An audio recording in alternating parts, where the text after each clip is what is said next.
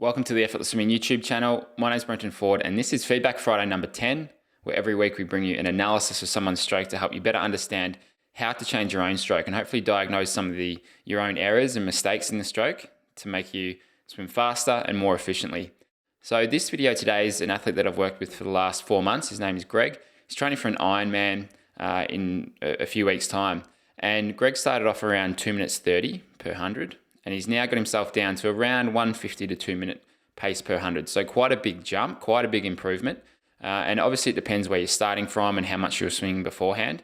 And with Greg, he was doing very little swimming before this, but now he's increased his swimming, he's increased his fitness, his strength, and his technique has improved quite significantly. So those factors combined together are how a lot of people begin to make big changes like this. So the first thing that you'll see here, this is the first video that we took when we first met up. A couple of things that will stand out to you. The first thing is body position. You can see his legs and his hips are sitting quite low in the water. Some of it's caused by his recovery. Some of it's caused by his lead hand not staying out in front long enough.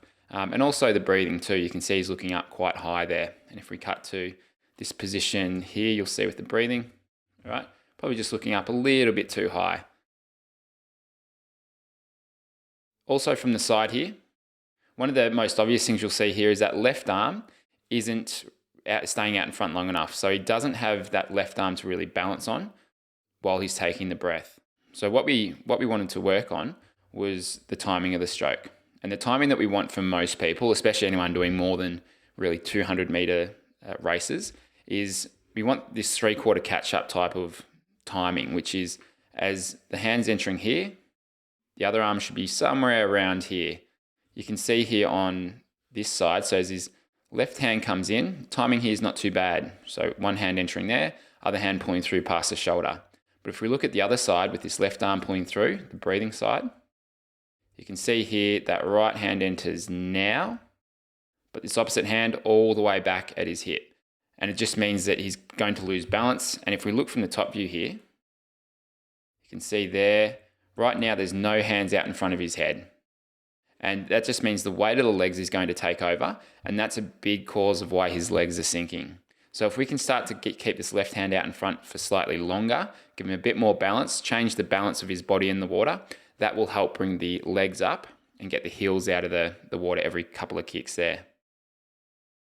Also from the side, you'll notice with this left hand, on the entry, the elbow hits first, the palm goes in, and then the fingertips are last. So we want to change this around. We want the fingertips to be first, and then the elbow to enter.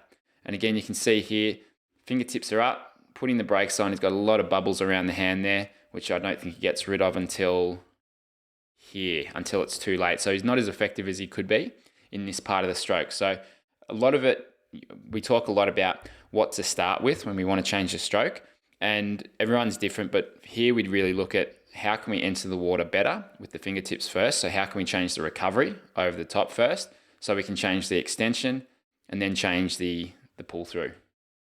And then you can see here with the forearm and the hand out in front, notice how all the way through here, it's really pressing down on the water. There's not much that really presses back until we get to about sort of here, where there's a little bit of press back that way.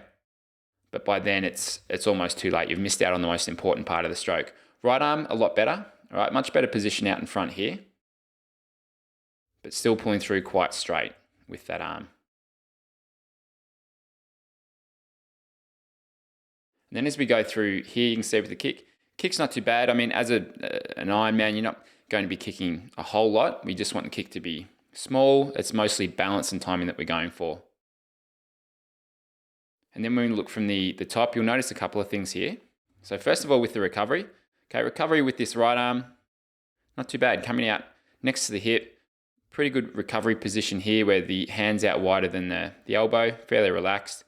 Elbow begins to drop a bit too early here, and you can see the elbow just hits the water first and then the hand last. So if we can start to keep this elbow up a bit more to change the angle of this entry, it's going to give him a much cleaner entry, and it will help him carry the weight of that arm over the top, land it in the water out in front.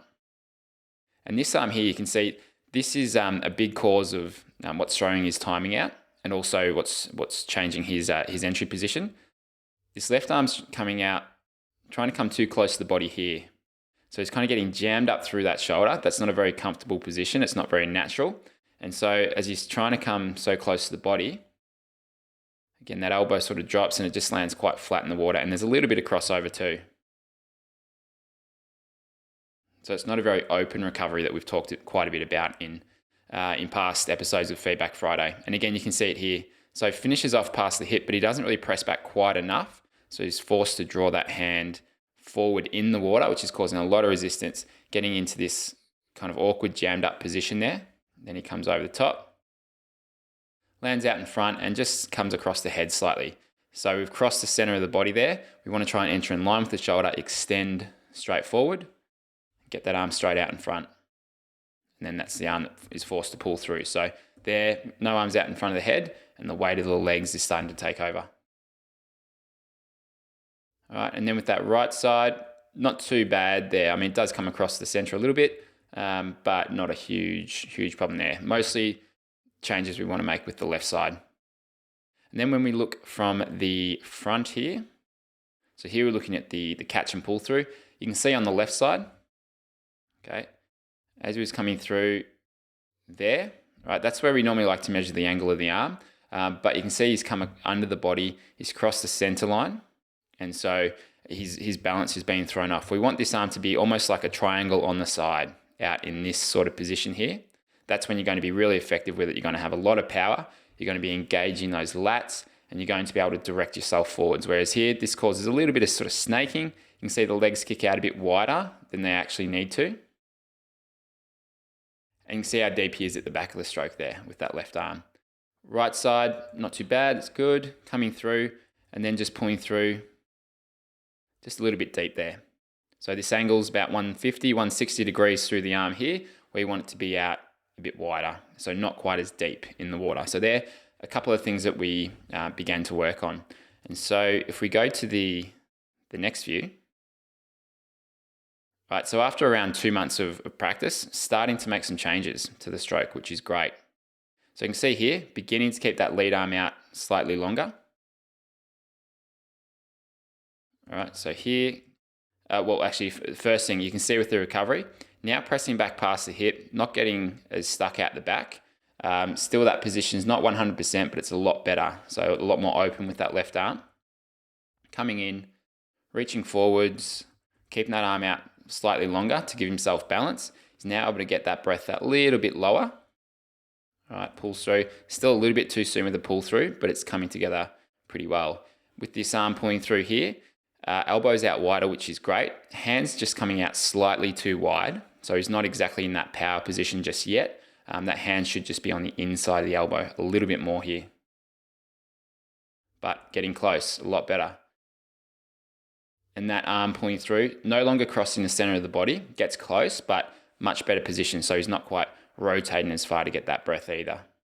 And that's the thing with a lot of these changes is it's very hard to make changes overnight. It takes time, it takes practice and corrections over time and getting that regular feedback. And for athletes who join me in the membership where I do this stuff online for people all around the world, I recommend, at least at the start, send me a video every 4 to 6 weeks, because that's where we're going to be working on the stroke the most. And then it's small adjustments after that. So it might be every 2 months after that. But at least early on, that's when you really want to be on top of this stuff, because this is where you can really get the biggest improvements is early on. So you can see that get pretty good, a lot better. Already times have improved there. Let's have a look from the other side. So you can just see here, same with this right arm, much more open recovery. And yeah, as a triathlete, he's going to be wearing a wetsuit. It's going to be a bit of chop in the water. So we like often a straighter or a wider recovery. And here, much better. Getting the weight of that arm coming over the top, he gets to land it out in front. Much better entry there. Same this left side, much better there too. And so now with the timing, okay, you can see he's almost there. That arm's reaching forward for that little bit longer. Still pulling through a little bit early, but you can see there's now an arm just out in front of his head. The one thing that you'll notice here, and this was what we really worked on after this, was just the timing of the breathing. So you can see here, as this left hand goes in, this is when we want to start to turn the head to breathe.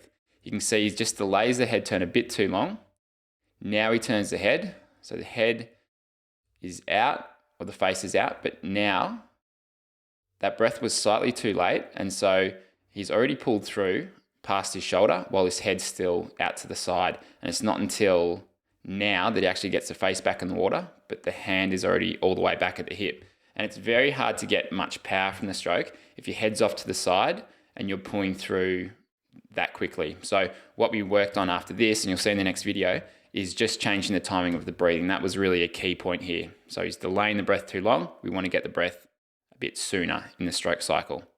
All right, so now to this next video. Okay, here we're looking at around 150 to 2 minute pace. So a lot quicker. So you can see how much better that is. And obviously there's still a few things we're going to work on here, but so much better, especially in the space of 4 months. It's not often that someone can make improvements that quickly, but Greg just worked at it really well, focused on it every session, and has come a long way. So you can see here with the timing of the stroke, or the breathing, sorry. Left hand comes in, turns the head a little bit sooner now. Okay, he's getting the breath. Now he turns the head back here, all right, much sooner. And again, turns the head sooner. So as this left hand comes in, now he turns the head to the side, gets the breath, okay, much better timing. All right, still pulls through a little bit early here, all right, a little bit early, but it's coming along much better. So what we've got him now to focus on is just to really practice that timing of the breathing, practice keeping that left arm out front a little bit longer, just like he's doing there. And really just to make it automatic, because if we have 4 or 5 weeks out from a race, we don't want to make too many dramatic changes, and I wouldn't give someone 5 or 6 different things to focus on. Let's just keep it simple. These 2 things, that's what we're going to work on. Think about it every time you go to the pool, and then it will start to become automatic. So the time it comes to race, then you don't need to think too much about your stroke. You can check in occasionally with it, but it's more just about effort and pace and managing your rhythm.